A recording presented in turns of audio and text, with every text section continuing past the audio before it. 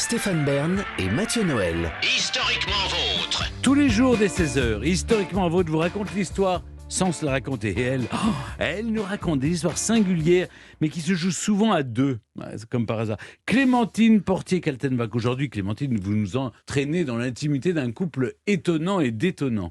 Ah oui, alors ces deux-là, ils étaient assez spéciaux.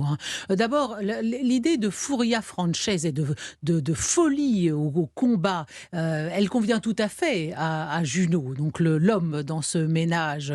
Il était un fanatique de Napoléon, il l'avait connu, c'était son copain de jeunesse en somme, et c'était un de ses officiers les plus courageux.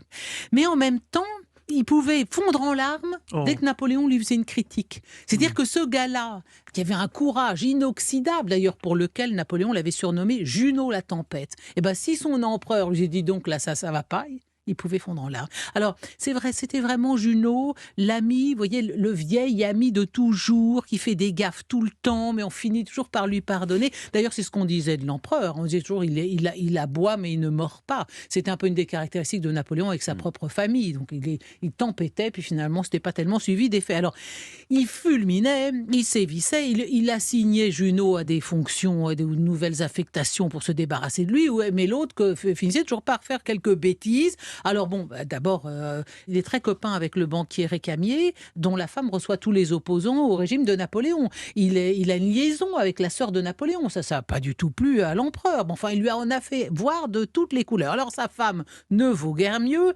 Elle est très jolie, assez extravagante.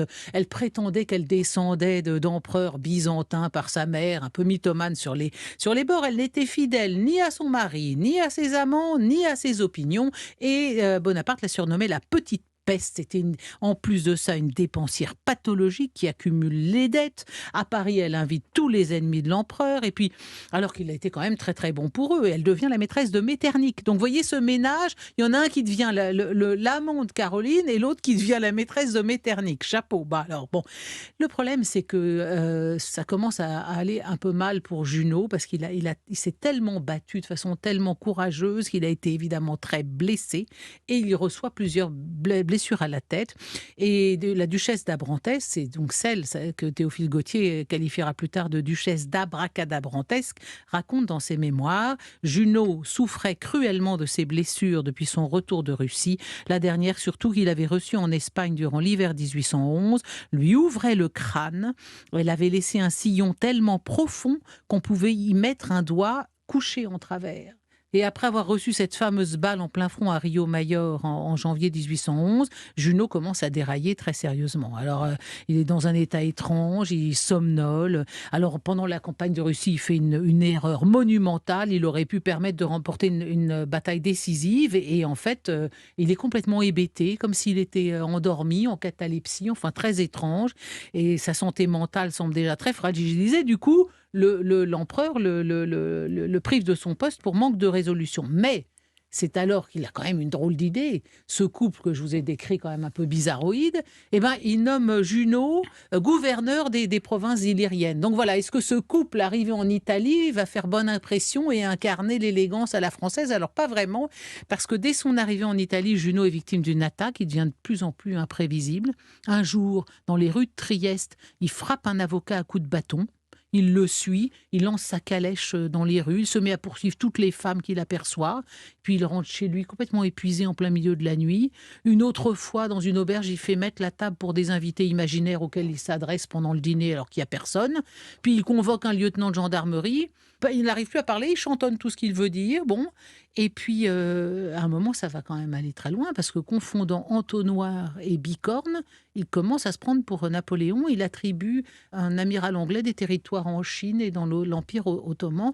Mais alors, la scène incroyable, imaginez ça dans la pub pour monsieur et madame l'ambassadeur, avec leur Ferrero Roche d'Or et autres bouchées à la cerise. Un jour, Junot se présente à un bal entièrement nu, enfin plus exactement, vêtu de ses seules décorations. Vous imaginez ça, monsieur l'ambassadeur, à poil, au bal à Raguse. Alors malheureusement, là, au lendemain de cet ultime coup d'éclat, Junot est confié aux bons soins d'un officier de 3 gendarmes.